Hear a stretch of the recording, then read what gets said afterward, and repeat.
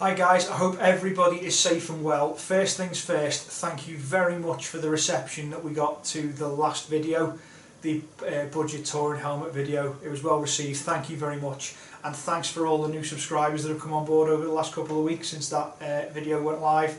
Really appreciate it, thanks very much. So in the same vein as the last video, what we decided to do this time is answer another really common question, which is, I know I've got my little bike toolkit under my seat, but if I'm going on a longer trip and I'm not 100% sure how much trouble that'll get me out of, or potentially if I use it wrong, how much trouble it'll get me into, what else could I carry? Now, I was hoping to do this video with my dad, but obviously with social distancing and everything being in at the moment, I can't. So my dad and I have sort of honed this toolkit over the years, so hopefully this will be of use to you and we'll show you what we carry. Now, the first thing before you even take a look at all the stuff on the table that we take, go around your bike, make sure you know what you need for your particular bike. The second thing is, don't bother taking anything you don't know how to use. And the third thing is, maybe do a couple of little practice runs with this toolkit before you leave. So with those three things in mind, we're going to show you what we carry amongst our bikes when we go away. First thing we'll look at is what we carry for the chains. Now, I know that this stuff here will adjust the chains of all of the bikes that we ride with. If you're on a shaft driven bike, you might want to just go past this bit. But first thing you're going to need to do is be able to loosen and tighten that rear wheel spindle. So, nice extendable ratchet. It folds down quite small, but when it's in its extended position gives you quite a lot of purchase. And then I know what size my rear wheel axle nuts are. So a 24mm for some of the bikes, 36mm for some of the other bikes, and they're the only two keys that I need to carry to do that job. I'm not going to carry a full set of sockets for that. Moving on to adjusting the actual alignment of the chain, I know the two spanners that my V-Strom 1000 takes. So here, just making sure I've got the right sizes. Yeah, a 12 and a 10. So I know that that's going to adjust my my rear wheel alignment. And then for the 650s, I know that I need an Allen key to do the alignment on those. Now, I've got a nice small set of Allen keys here. They all go together quite small, so I just carry a full set of those for sort of general fixings around the bike, but I know that they'll do the rear wheel alignment as well. Now, one thing you might want to carry, you don't have to, but this is a torque measure. It goes on the end of the extendable wrench, and you just program into there what torque setting you want, and then when you're tightening up your rear wheel nut, you know you're getting the torque 100% right. And I know you don't have to carry that, and some people just say, well, just swing off it and get it nice and tight. But when I'm on tour, I've got a lot of mileage to go. I like to know that the torque is done up nice and correctly on the bike. So you'll notice sort of a small set of kit there, not much there.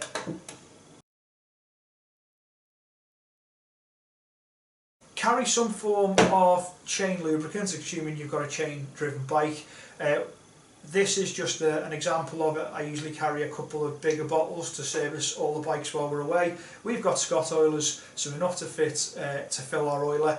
Best thing to do before you go away, maybe do a run, figure out how much of your lubricant you've used for a small run at home, and then say, well, okay, if I've done 300 mile, I've used this much lubricant, and then I'm going to go and do 3,000 mile. That'll give you an estimation, you know, and say I need to carry 10 times that much, and it'll always make sure you're carrying enough for that trip. I tend to carry about 3/4 of a litre of oil. Now, all of our bikes take 10W40 semi-synth. That is just enough so that if we are going through a hot country, someone burns a little bit of oil, someone needs a little bit of top up. So again, just about 3/4 of a litre of oil. If you need more than that, you're going to have to stop.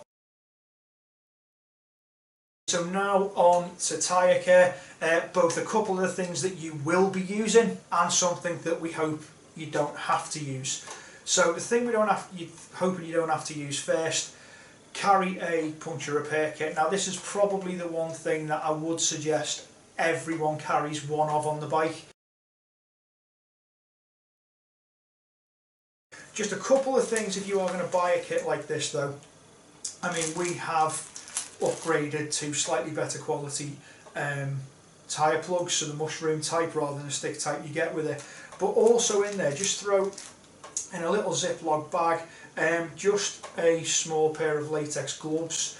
And really what you don't want to be doing, you know, a dirty road, wet road, fixing a tyre on the side of the road if you need to, and then not having any way to wash your hands, and then you've got a lovely pair of Gore-Tex touring gloves and you put your hands in them and then the oil is all inside them.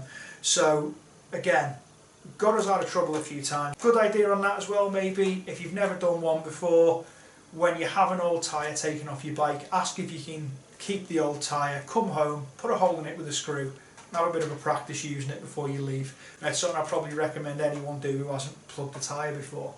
The things that we probably will use though, I would always suggest end of every day, get to the hotel, get to your accommodation, let your tyres cool down for a while, and then know your tyre pressures and just a nice tyre pressure gauge, and then some form of pump, because if you do get a flat you do need to pump it up.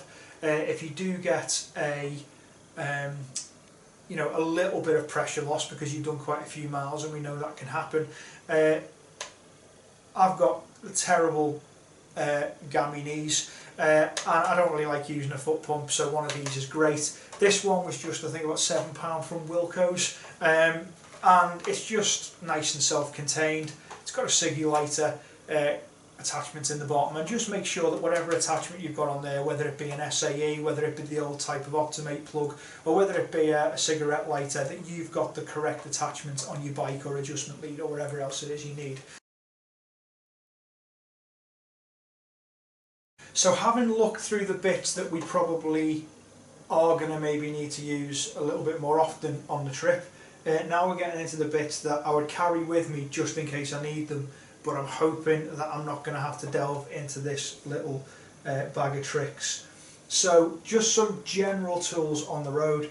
So I'm hoping that I'm not going to have to take the front wheel of the bike off at any point, but you never know if you're going to have to take a tyre to get it repaired or something, or you're going to have to check a bearing. So just wheel keys for your front axle. For anything that maybe I'm not sure of the size of, or if I do come across someone else on the road that needs a bit of a hand and I haven't got the right size spanner, just a little cheap adjustable spanner, a small one there. To try and save a bit of space, I've got this 3-cutter plier set, and again from Wilkinson's. A good general purpose torch. You can't guarantee if you're going to have to use any of this kit that you're going to have to use it in the daytime, so that's always quite handy. Couple of screwdrivers, and a double-ended as well, so you've got a Phillips head, well, sorry, a JS head on one end and a flat head on the other end. So over the years I've accumulated some toolkits off various bikes, so I tend to carry a couple of spare ones of those as well. This is just a little basic multimeter,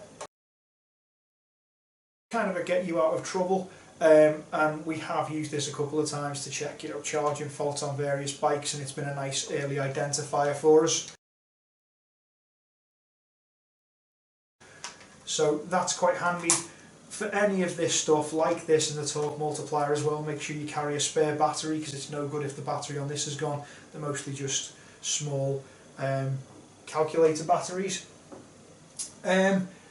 A cable repair kit. Now for any of you that have seen the Spain series, you'll notice that on Alison's bike Sparky, the SV650, then randomly the clutch cable snapped.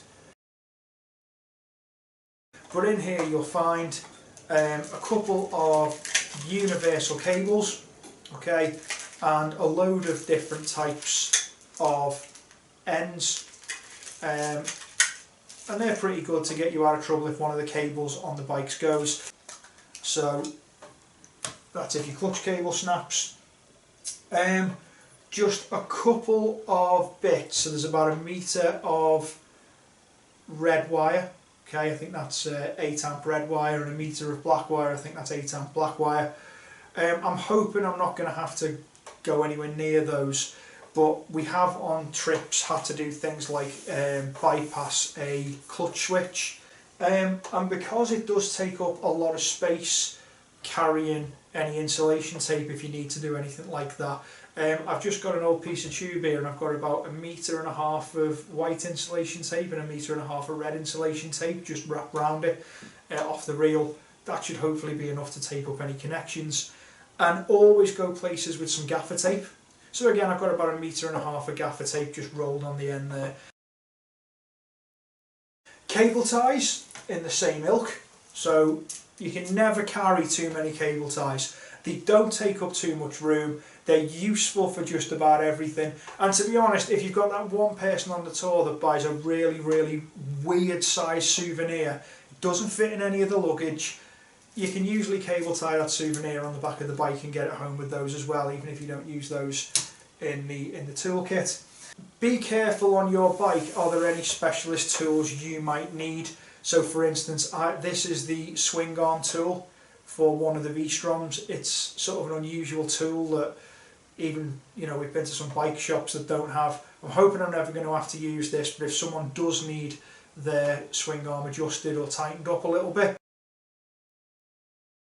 If we do need to put that oil in the bike, I like to carry a nice little just foldable funnel. This isn't a problem on some bikes where the oil filler is right on the outside, but maybe if you have a early 2000s, mid-90s Suzuki where they do have all of the oil fillers right inside the fairing, and if you try and do it you're going to spill the oil everywhere, then that's a handy one to carry, and it just makes that job a little bit easier. And what I'll do in another video on tools, I do carry with those as well just a spare set of various fuses, just in case one of them goes. Now you do have the spare fuses in your fuse box, but I like to carry a few more. And as we all run the same type of chains on our bikes, just a spare little rivet link, just in case.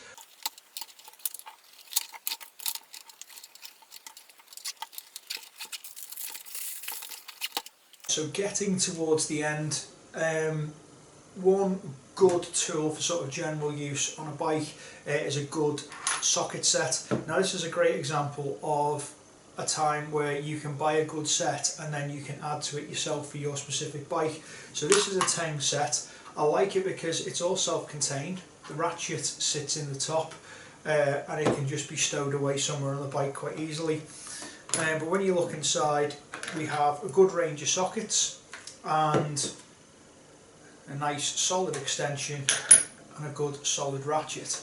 Now the only thing is, we found when you're doing certain jobs, particularly on Japanese bikes where you don't actually have much clearance for a lot of the fastenings, like the clutch cover, for instance on the SV, they tend to require sort of quite a long reach but sort of quite thin walled 8mm socket. So we just carry one of them. We carry that with a long extension and with a little step down adjuster from the ratchet so that we don't have to carry another ratchet. And that's a good tool to get into most low clearance places, and a lot of fixings around a Japanese bike will be that 8mm socket. And the good thing about that kit is that there's just a little bit of room left to put all of those bits in that Teng kit, and then just pop that ratchet down and it's all kept within itself. So that's quite a nice handy set. If you've got space for a set of spanners, that's not a bad idea. I've got to admit, I find the ratchets a little bit more useful in most circumstances, but what I've got there is just a a set. I won't get them all out, but just quite sort of stubby small spanners, and don't take up much room, can be thrown under the seat of the bike or thrown in a pannier, and they're quite useful. And if you travel in a group, a really good thing to carry is a set of jump leads. Can get you out of trouble. It doesn't even have to be a fault, it can just be, we've had it where someone on tour accidentally leaves their parking lights on overnight and the battery's flat in the morning, or they leave something plugged into the USB and it drains the battery. So that can be really handy to keep you going. Some of you that travel alone, you may sort of value having one of them little booster kits that you can carry, which you can charge up and keep with you. We've not used any of them. If you have, let us know. Are there any good ones? Are there any you recommend? Had any good or bad experiences with any of them?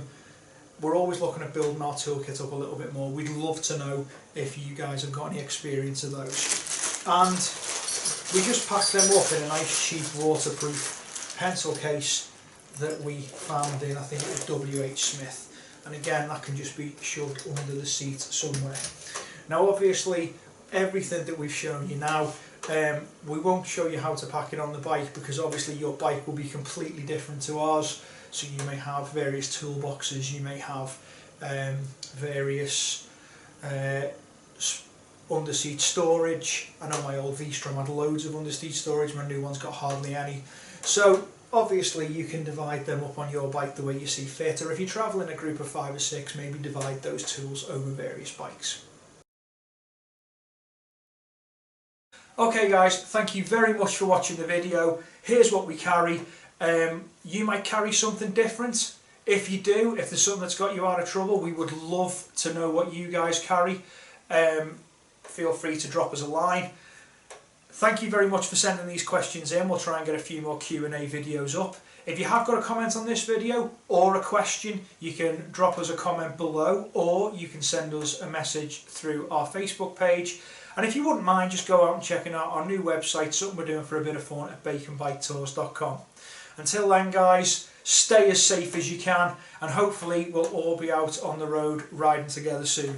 So guys, stay safe. Thanks for watching.